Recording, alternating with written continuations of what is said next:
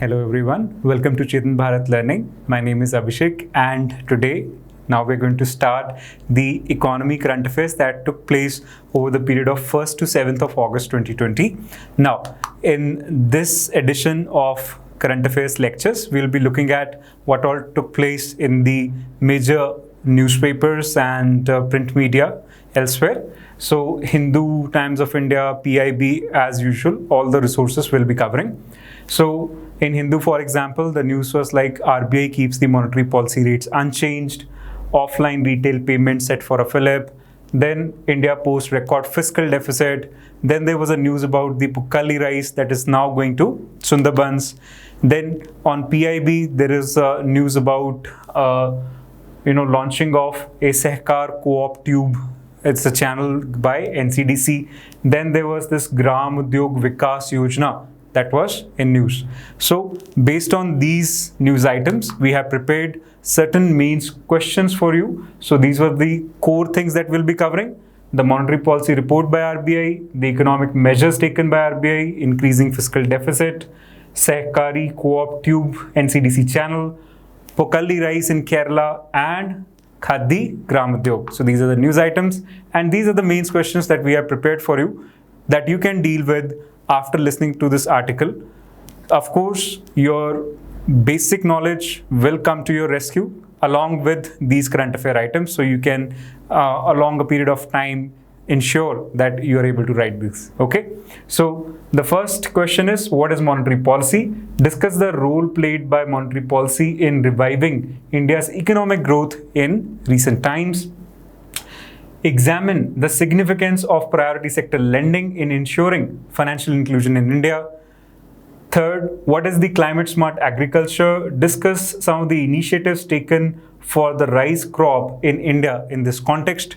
And fourth, how is Khadi Gram Udyog Vikas Yojana beneficial in ensuring rural development in India? Discuss. So these are the 4 questions. Within these questions, you should have a keen observation in terms of the keywords that are important, on which the whole flow of the information has to be relying in the answers of these questions. अगर आपको इनको practice करना है तो अब देखिए, role played by monetary policy in reviving India's economic growth. So essentially, the keyword here is revival. That is what you have to talk about. Then examine the significance of priority sector lending in ensuring financial inclusion. Okay. Then climate smart agriculture. So discuss some of the initiatives taken for the rice crops. So here we have to take up just initiatives. So that is the core thing. Then Khadi Gram Udyog Vikas Yojana, beneficial in ensuring rural development. So essentially ये जो शब्द हैं, इनसे बहुत ज़्यादा फर्क पड़ेगा कि आप अपने आंसर में कौन सी चीज़ को हाईलाइट कर रहे हैं.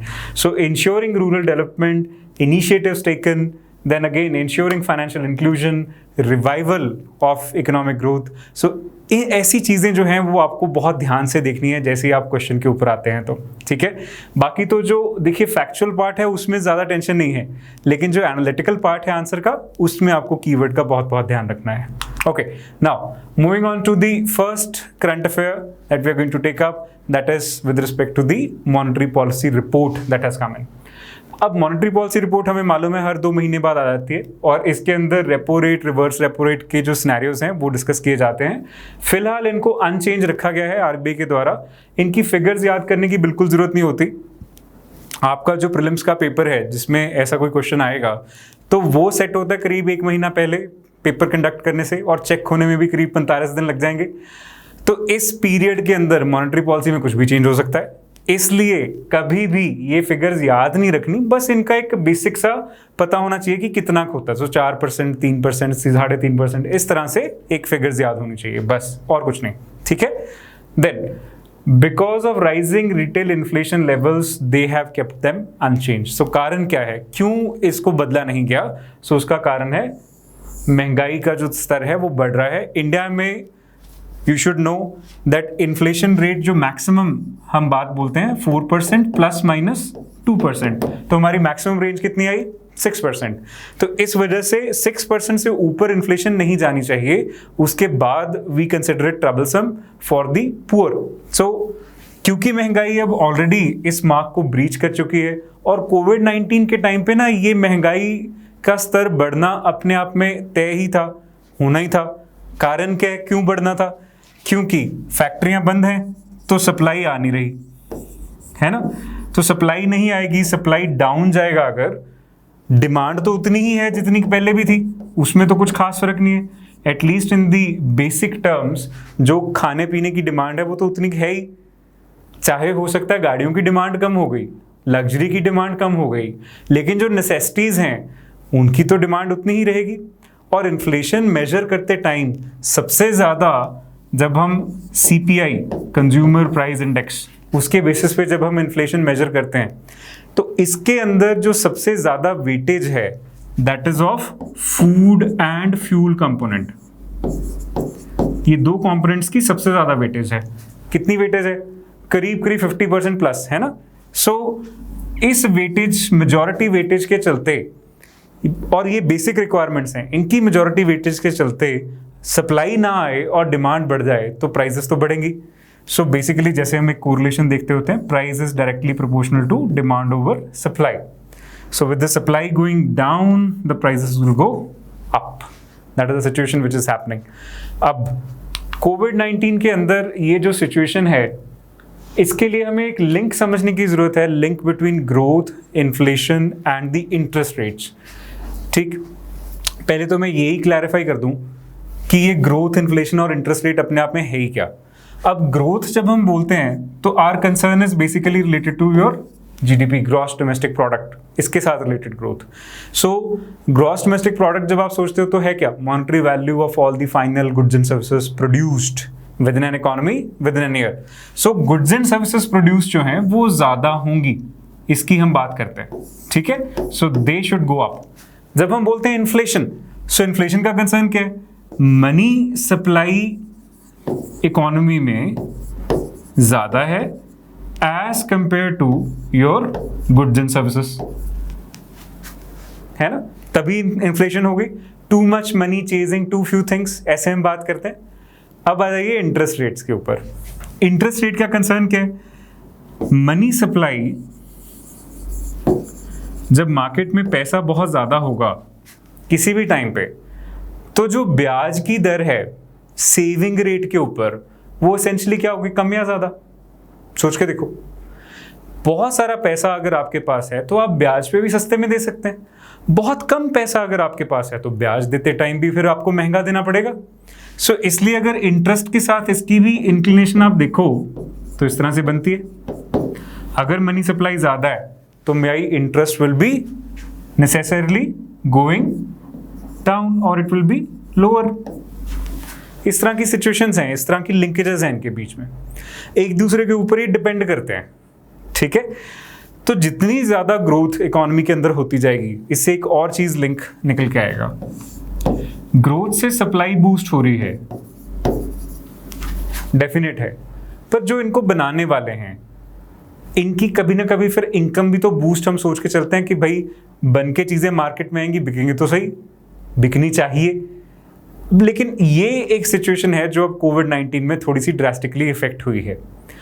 कार्स बहुत सारी बन के आ रही थी तो हम सोच रहे थे कि ग्रोथ रेट तो बहुत जबरदस्त जाएगा, supply was there, but since there was no demand, ultimately the supply also had to be cut, and since the supply was then cut, then what happened? Ultimately ये वाली जो GDP के level पे भी ग्रोथ दिखती थी, ये भी नीचे जाना शुरू हो गया। So instead of having a positive growth, we started having a contraction of economic growth in India.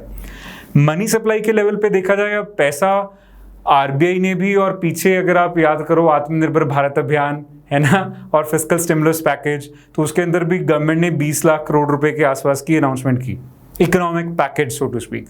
तो पैसा तो मार्केट में डाला गया, लेकिन उस पैसे से फिर उतने ज्यादा गुड्स एंड सर्विसेज भी बनने चाहिए थे, ये उतने नहीं बन पाए। क्यों? क्योंकि लॉकडाउन चल रहा था इकोनॉमी में, तो ये उतने बन ही नहीं पाए। तो फैक्ट्रीज भी बंद थी, वर्कर्स अपने अपने माइग्रेट कर गए वापस, है ना, तो इस वजह से बहुत ट्रबलसम हुआ। तो सप्लाई डिमांड मिसमैच क्रिएट होना शुरू हो गया। ऐसे ही अब मनी सप्लाई बहुत ज़्यादा है तो सेविंग के इंटरेस्ट रेट कम करने पड़ेंगे, क्रेडिट के ही कम करने पड़ेंगे, दोनों ही कम करने पड़ेंगे हमें, चाहे लेंडिंग के हों चाहे सेविंग के हों। तो क्योंकि पैसा ज़्यादा है तो बैंकों को ये चिंता रहेगी भाई फटाफट से कोई लोन में ले जाए इनको। अब अगर ये चिंता है कि लोन में देने हैं तो फिर ब्याज की दर कम रखनी पड़ेगी, और फिर ये भी चिंता है कि भाई अब मेरे पास ऑलरेडी पैसे बैंक में ज़्यादा हैं, मेरे को कोई खास पैसों की ज़रूरत है नहीं, तो मैं सेविंग रेट का भी इंटरेस्ट क्यों ही बढ़ाऊँ, रादर थोड़ा सा और कम कर दो, कोई टेंशन नहीं है। इस तरह से इनकी आपस में लिंकेजेस हैं। इन्हीं लिंकेजेस के बेसिस पे मॉनेटरी पॉलिसी में भी तय किया जाता है कि किस तरह का स्टैंड आरबीआई के द्वारा लिया जाए। ठीक, तो अब कुछ मेजर्स हैं जो आरबीआई ने मॉनेटरी पॉलिसी के साथ साथ ही अनाउंस किए हैं। One of that measures is loan restructuring. Loan restructuring का बेसिक सा कंसर्न क्या है? अब फर्ज कीजिए कि अब एक बंदा लोन ले लिया उसने, लेकिन अपनी ईएमआई पे ऑफ नहीं कर पा रहा, तो उसका एक कंसर्न है बहुत बड़ा कि भाई मैं एनपीए तो बनना नहीं, नॉन परफॉर्मिंग एसेट तो बनना नहीं, what should I now do. अब ऐसे में उसके लिए कोई ना कोई स्कीम लोन रिस्ट्रक्चरिंग की ज़रूरी है। वहाँ पे या तो उसको ज़्यादा समा दे दिया जाए, लेट्स से मैंने बैंक का 100 रुपया वापस करना है 5 किश्तों के अंदर, तो मुझे 20-20 रुपये देने पड़ेंगे, पर मेरे पास आज है ही 10 रुपये देने को, अगले महीने भी मुझे लगता है 10 ही होंगे, तो स्कीम कुछ ऐसी लानी पड़ेगी कि बैंक मेरे से 10 रुपये ले ले, 5 महीने की बजाय 10 महीने में ले ले, ताकि उसके पास अपना 100 रुपया पहुंच जाए। अगर उसको कुछ और ब्याज ऐड करना है बीच में तो भाई आप ऐसा करो, फिर 11 महीने ले लो, 110 ले लो, इस तरह से है। So this kind of a system has to be adopted where the EMI becomes affordable for the person. That kind of a situation needs to be created. क्योंकि essentially हम जब ये restructuring की बात करेंगे तो ये सोच के करेंगे कि भाई फिलहाल पैसे नहीं आ रहे, आगे आ सकते हैं, आने की गुंजाइश है, EMI ये बंदा दोबारा भी दे सकता है, तो इसके लिए इसको फालतू में कोर्ट में ना घसीटा जाए, इंसॉल्वेंसी बैंक्रप्सी कोड में ना लाया जाए, इसकी हेल्प की जाए, है ना। क्योंकि इकोनॉमी के अंदर अगर एंटरप्रेन्योर्स को उठा के जेल में डाल देंगे तो फिर काम कौन करेगा, है ना। ये सिचुएशन है, इसलिए रिस्ट्रक्चरिंग का प्रावधान हम लेके आते हैं। बट इसमें एक रिस्ट्रिक्शन है जो उन्होंने लगाई है, सबके लिए ऐसा नहीं होगा। It is only for those borrowers which were classified as standard. Standard का मतलब है उनकी ईएमआई टाइमली आ रही है without delay, and not in default for more than 30 days with any lending institution as of 1st March 2020। अब हमने lockdown लगाया मार्च 2020 में, है ना, तो इसलिए वो कहते हैं 1 मार्च 2020 तक उनका फिर ईएमआई रेगुलर जहां पे जा रहा था, अगर ऐसा कोई है उसको रिस्ट्रक्चरिंग दी जा सकती है, क्योंकि लॉकडाउन का एक उसके ऊपर दुष्प्रभाव पड़ा होगा, है ना। ओके, नेक्स्ट जो एस्पेक्ट है, द रिस्ट्रक्चरिंग एफर्ट्स मे और may not include a moratorium on installment और रीपेमेंट। कहने का मतलब, आप अगर चाहें तो बंदे को ये कह सकते हैं भाई ठीक है अभी पैसे नहीं आ रहे, बाद में आ जाएंगे, इसी तरह से ईएमआई आगे भी चलती रहेगी, दे देना, कोई प्रॉब्लम नहीं है। दूसरा आप ये कर सकते हैं कि भाई ऐसा है अब तुम्हारे पास कम पैसे आ रहे हैं, पहले ज़्यादा आ रहे थे, तो फिर मॉरेटोरियम तो कोई नहीं है, लेकिन अभी से कम करके अपनी ईएमआईज देते चले जाओ। Then the loan restructuring scheme will be worked out by a committee headed by KV Kamath। तो ये भी आपको प्रीलिम्स के लेवल पे फैक्ट जो है वो याद रखना है, very important. Now liquidity support, तो पहले ही बहुत ज़्यादा लिक्विडिटी जो है वो बढ़ाई गई है इकोनॉमी के अंदर, ताकि लोगों के पास कैश सप्लाई सुधरे और वो अपनी इन्वेस्टमेंट्स करके आगे काम कर पाएँ। पर ये जो लिक्विडिटी सपोर्ट है it is specifically targeted eight NABARD and national housing bank. तो कहने का मतलब एक तो एग्रीकल्चर एंड रूरल डेवलपमेंट और दूसरा जो है हाउसिंग के अंदर ये लिक्विडिटी सपोर्ट जो है वो दिया गया है, और 50-50 इसको स्प्लिट कर दिया जाएगा बिटवीन दीज टू। ओके, पहले भी हमारा जो इकोनॉमिक पैकेज है उसके अंदर इस तरह से इनको ये फंड्स दिए गए हैं, बहुत सारे फंड्स दिए गए हैं। Now growth projection, so overall growth projection को लेके एक नेगेटिव सेंटिमेंट इकोनॉमी के अंदर चल रहा है। So that again has been reiterated by this particular report। So forced renewed lockdowns जो हैं अब दोबारा से, क्योंकि कोविड-19 के केसेस बहुत ज़्यादा ब्लास्ट ऑफ कर रहे हैं, तो बार बार लॉकडाउन लगाने की वजह से जो थोड़ा बहुत कभी ग्रीन शूट्स नज़र भी आने होते हैं ग्रोथ के अंदर, वो फिर से नीचे चले जाते हैं।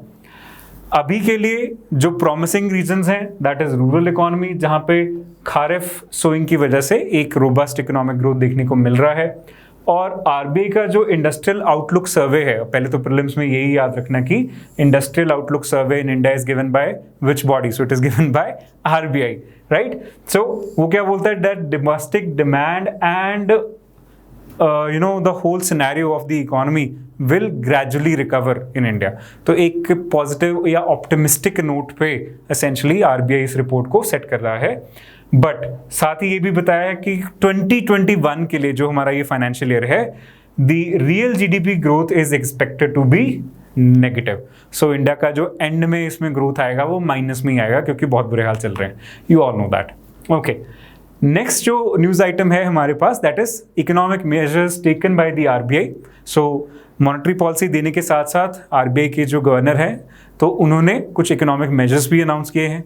उन इकोनॉमिक मेजर्स को अगर ब्रॉडली आप देखना चाहें, so no extension announced on loan moratorium beyond August 31। तो जो आपको ईएमआई नहीं देनी पड़ रही थी अपने कार लोन, अपने होम लोन पे, वो अब खत्म हो जाएगा मॉरेटोरियम्स, और आगे जाके आपको अपनी ईएमआई देनी शुरू करनी पड़ेगी। Then banks allowed to restructure stressed corporate and MSME loans. तो ये दोबारा से बैंकों को अलाउ कर दिया गया है, लेकिन कंडीशंस हैं जैसे हमने अभी डिस्कस किया। Then relief to individual borrowers at banks discretion. एक सामान्य आदमी को अगर अगस्त के बियॉन्ड आपने रिलीफ देनी है तो बैंक खुद सोचे कैसे देनी है, कितना देना है। Borrowing limit against gold loans और गोल्ड रिलैक्स्ड। तो मतलब क्या है, पहले ना गोल्ड के अगेंस्ट जैसे 75% तक आपको लोन मिलता था, अब 90% तक वैल्यू में लोन मिल जाएगा। Then tenure can be extended up to 2 years for personal loan. जैसे आमतौर पे 2 साल 3 साल का पर्सनल लोन है, 5 साल का है, 7 साल कर सकते हैं ऐसे। 10,000 crore support for national housing bank and NABARD, जैसे हमने अभी देखा। Then startups included in priority sector lending norms. तो प्रायोरिटी सेक्टर लेंडिंग में एक नई एंटिटी जोड़ी गई है, दैट इज स्टार्टअप्स। तो इन्हीं को थोड़ा सा डिटेल में एक एनालिटिकल पॉइंट ऑफ व्यू से देखने की कोशिश करते हैं। सो ये जो एस्पेक्ट्स हैं, सबसे पहले प्रायोरिटी सेक्टर लेंडिंग नॉर्म्स, इसमें क्या क्या चीजें की गई हैं। पहला, स्टार्टअप्स। सो प्रायोरिटी सेक्टर लेंडिंग नॉर्म्स, जिनको 1960s के अंदर सोचा गया था कि हम बनाएंगे, क्योंकि क्रेडिट का जो सिस्टम है वो इतना ज़्यादा इंक्लूसिव नहीं है, तो कुछ एक सेक्टर्स ऑफ इकोनॉमी पिक करने हैं जहाँ पे हम पहल के आधार पर बैंकों को लोन देना होगा। और इसमें फिर टारगेट्स भी लाए गए। पहले तो इसमें मैंडेटरी टारगेट्स नहीं होते थे, लेकिन लेटर ऑन मैंडेटरी टारगेट्स भी लाए गए। तो उन मैंडेटरी टारगेट्स के आधार पे आज 40% जो लोन्स दिए जाते हैं बैंकों के द्वारा in terms of adjusted net bank credit, तो वो इन प्रायोरिटी सेक्टर्स को दिए जाएंगे। अब यहाँ पे भी जो स्टार्टअप्स हैं उनको बैंकों को लोन देना होगा, ऐसा एक सिस्टम बनाया जा रहा है, ठीक है, ताकि अपनी वो फाइनेंस के लिए तरसते ना रहें, वो तो इधर उधर वेंचर कैपिटल फंडिंग या ये सब ना दिखते रहें। उनको बैंकों के ऊपर जाएं और सीधा बोलें, I am going to create a startup, so this is my file and now you have to give me a loan. Have to give me a loan is a situation now, okay, can not be denied.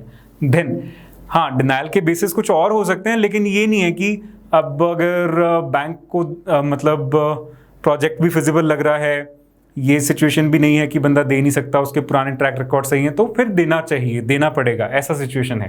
नहीं देंगे तो banks को है ये फिर PSL के अंदर जो प्रॉपर सिस्टम है कि आपने लोन नहीं दिया तो ठीक है, आप रूरल इंफ्रास्ट्रक्चर डेवलपमेंट फंड में फिर पैसे जमा कराइए। सो this is the kind of situation. अब दूसरा है, increases the borrowing limit for the renewable energy sector. So renewable energy sector को 2015 में इसके अंदर जोड़ा गया था प्रायोरिटी सेक्टर लेंडिंग के अंदर। अब उसमें से जो सोलर पावर और कंप्रेस्ड बायोगैस प्लांट्स हैं, इनको और ज़्यादा लेंडिंग करने के प्रावधान किए गए हैं। Then increase targets for lending to small and marginal farmers and weaker sections. अब जब ऐसी चीज़ें न्यूज़ में आती है ना, प्रीलिम्स के लिए ये चीज़ें इंपॉर्टेंट हो जाती हैं प्रायोरिटी सेक्टर लेंडिंग जैसी, तो बड़ा सीधा सीधा सा पूछ लेते हैं। इसमें से क्वेश्चन आ सकता है आपको प्री में, which of the following are included in priority sector lending in India. तो वहाँ पे अब क्योंकि नया है स्टार्टअप, तो वो लिख सकते हैं startup, then small farmer, then weaker section, then solar energy, इस तरह से कुछ डाल के फिर आपको या तो ऐसे पूछ ले 1, 2 and 3 only, 1 and 4 only, all of the above, ऐसा कोई क्वेश्चन आ सकता है, ठीक है। तो इसलिए इसके साथ रिलेटेड जो जो स्टार्टअप्स हैं, जो प्रायोरिटी सेक्टर लेंडिंग के अंदर कैटेगरीज हैं, जैसे हमने कि पहले smaller video concept for beginners के अंदर पढ़ी थी, वो सारे आपने लिस्ट जो है वो याद रखनी है पेपर के लिए, ठीक है। Okay, now there has also been put in place a framework for banks in order to address regional disparities in the flow of priority sector credit. अब इससे पहले ये फ्रेमवर्क एग्जिस्ट नहीं करता था। हो सकता है कि रूरल एरियाज में प्रायोरिटी सेक्टर लेंडिंग में उतना पैसा नहीं जा रहा है जितना अब भी अर्बन में जा रहा है, क्योंकि इसमें से भी कुछ अर्बन कंपोनेंट्स हैं, स्मॉल स्केल इंडस्ट्री है फॉर एग्जांपल, है ना। ऐसे ही हो सकता है कि ईस्टर्न रीजन में नहीं जा रहा लेकिन वेस्टर्न में या नॉर्दर्न रीजन में अच्छी खासी प्रायोरिटी सेक्टर लेंडिंग हो रही है। तो ये जो डिस्ट्रीब्यूशन है रीजनल लेवल पे, ऐसी कोई डिस्पैरिटीज नहीं आनी चाहिए। Okay, so that is another thing for which the rules have now been drafted. Now reasons for new PSL norms, ये क्यों लेके आए? तो मेंस के एंगल से अगर देखा जाए तो first is emerging national priorities. अब हमारी प्रायोरिटीज सिर्फ इतना नहीं है कि हमें क्रेडिट देना है उन सेक्टर्स को जो फाइनेंशियल इंक्लूजन से बाहर रह गए, ये तो आज भी है, लेकिन इसके साथ कुछ एड ऑन प्रायोरिटीज हैं। वो क्या? हमें एनवायरनमेंट का ध्यान रखना है, हमें एंटरप्रेन्योरशिप का ध्यान रखना है, हमें इनोवेशन को बूस्ट करना है। इन सब चीज़ों की वजह से our national priorities are now getting rearranged. Then bring a sharper focus on inclusive development. तो जो regions छूट गए हैं उनको भी साथ में लेके आना है। Encourage and support environment friendly lending to achieve sustainable development goals. So जैसे renewable energy को साथ में लेके आए हैं, तो that is the concern here. ठीक। Next, the news item that we are moving on to is the Sehkar Co-op Tube NCDC channel. So basically national cooperative development corporation है इंडिया के अंदर, 1963 में स्टैब्लिश किया गया था। एसेंशली फार्मर्स जो हैं वो एक कोऑपरेटिव की तरह काम करें और एग्रीकल्चर और रूरल कोऑपरेटिव्स को बढ़ावा मिले, ताकि एक पार्टिसिपेटिव कल्चर इंडिया में डेवलप हो पाए, लोग म्यूचुअली एक दूसरे को सपोर्ट करें। इस तरह का एक बड़ा अच्छा सिस्टम बनाने की कोशिश की गई थी। तो उसी सिस्टम के तहत the union minister of agriculture and farmer welfare, हमेशा कुछ भी लॉन्च होता है ना तो मिनिस्ट्री आपको पता होनी चाहिए किसने इसको कंट्रोल कर रही है, किसने लॉन्च किया, ठीक है। So it has come up with this Sahakar coop tube NCDC channel. Second, it has come out with guidance videos on formation and registration of cooperatives. So इस न्यूज आइटम का ज्यादातर जो आपका यूटिलिटी है that is from the prelims perspective. Prelims में इसकी आपकी requirement होनी चाहिए from the ministry point of view. The initiative is taken by NCDC within this ministry and what two basic initiatives have been taken. तो अगर आपको mains के level पे कोऑपरेटिव्स को लेके गवर्नमेंट के अभी रिसेंट इनिशिएटिव्स क्या चल रहे हैं, how is it helping out, so वहाँ पे भी इसको अगर आप यूज करना चाहें तो as a factual information use कर सकते हैं। Next comes for us another prelims significant data that is Pokkali rice. Now this particular variety of rice is famous. It has got a GI tag in Kerala. Okay, what is it famous for? It is salt water resistant. तो समुद्री पानी आता है, कोई tension नहीं, 7-8 दिन डूबा भी रहे तो भी दोबारा से रिजुविनेट कर जाता है। So it is found in coastal Alappuzha, Ernakulam and Thrissur districts in Kerala. यहाँ पे ये सबसे ज़्यादा है, ठीक है। और अपनी यूनिकनेस की वजह से इसके पास GI टैग भी है। क्या क्या यूनिक फीचर है? Salt water resistance, potential to survive floods, 7-8 दिन डूबा रहे कोई टेंशन नहीं, salinity removed by rain. So ये 3 मेजर फीचर्स हैं, यही इसको क्लाइमेट स्मार्ट भी बनाते हैं। तो जैसे हम बोलते हैं ना क्लाइमेट स्मार्ट एग्रीकल्चर में we are trying to create things that can adapt to changing climate. Okay, so अब Pokkali is a preferable to those on a low sugar diet. So इसकी कुछ मेडिसिनल बेनिफिट्स भी हैं। क्यों? क्योंकि इसमें जो कार्बोहाइड्रेट है वो कम है, तो इस वजह से लो शुगर डाइट वालों को भी ये अच्छा है। Okay, next is this particular thing related to Pokkali itself, that is Vyttila 11। So this is the latest variety of Pokkali developed by Kerala agricultural university. So prelims के एंगल से ये भी आपको याद रखना है। नाउ इसके अलावा भी बहुत सारी GI टैग रजिस्टर्ड वैरायटीज हैं राइस की ही within Kerala, that is Kaipad, Wayanad, Jayrakasala, Wayanad, Gandakasala, then Pallakkadan Matta and Navara.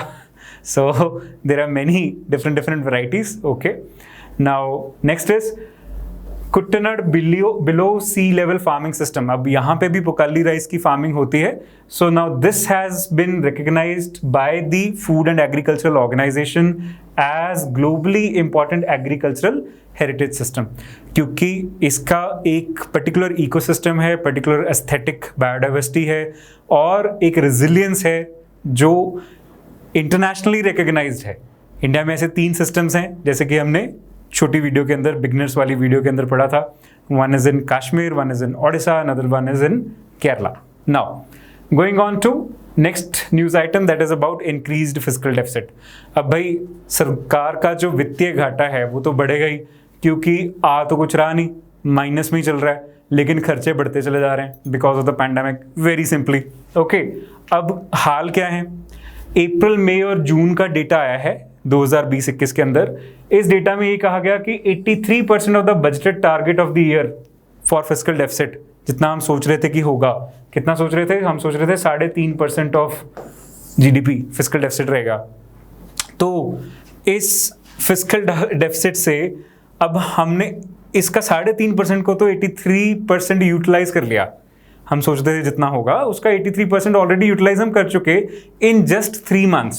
Okay, so therefore we are expecting कि भाई 3.5% नहीं रहने वाला ये, this will go up to 8% of GDP by the end of this particular financial year.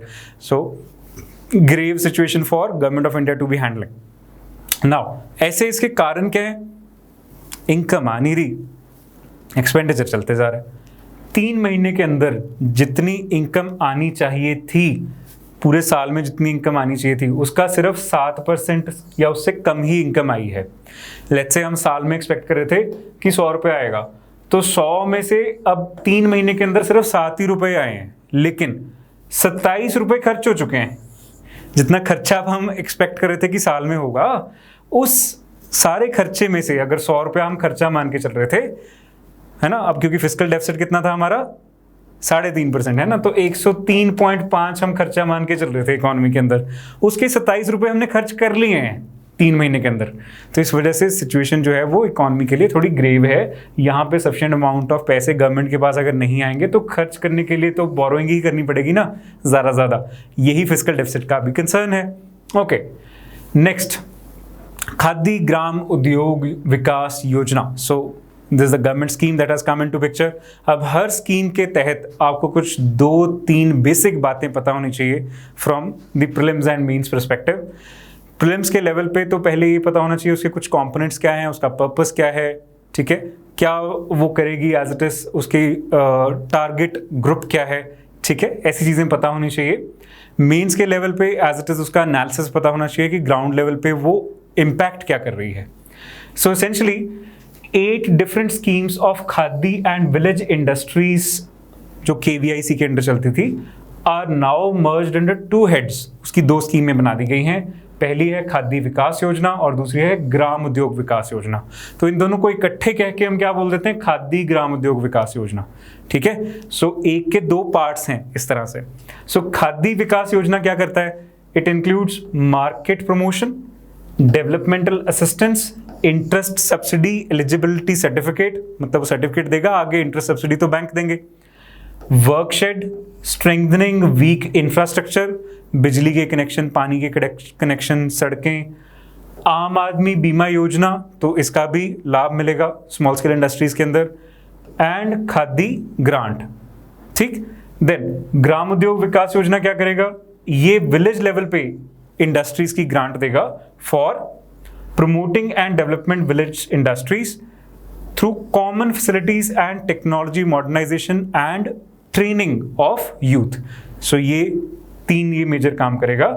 Then there is a new component that is added, that is रोजगार युक्त गांव. This is basically for 2 areas. One is self-employment generation, या second is entrepreneurship generation. So ये 2 चीज़ों के ऊपर ये काम करेगा. So these were the major current affairs of Indian economy in the last 1 week. Thank you so much for watching. This is me, Abhishek Sharma, signing off.